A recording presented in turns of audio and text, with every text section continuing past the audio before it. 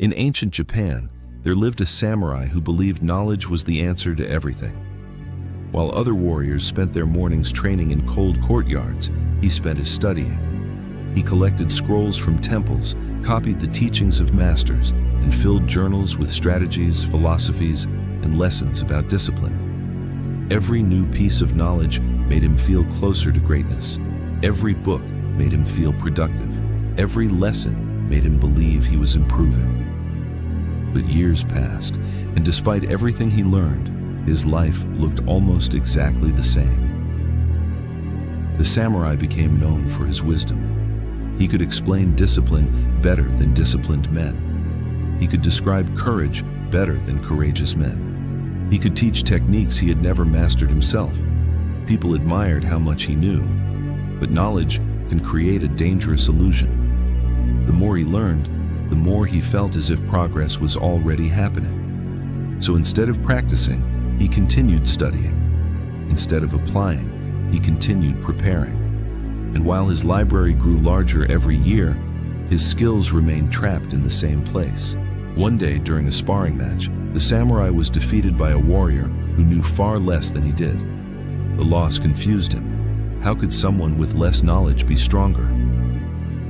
That evening, an old warrior sat beside him and asked a simple question. If knowledge creates mastery, why are your shelves stronger than you? The samurai had no answer. For the first time, he looked around his room and saw thousands of notes, hundreds of scrolls, and years of collected wisdom. Then he realized something painful. He had spent so much time learning about growth that he forgot to grow.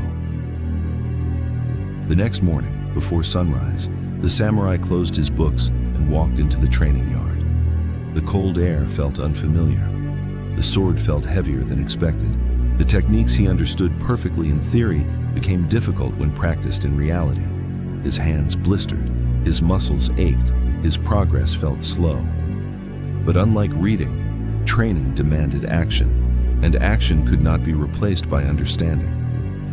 Day after day, he continued practicing what he already knew instead of searching for something new to learn.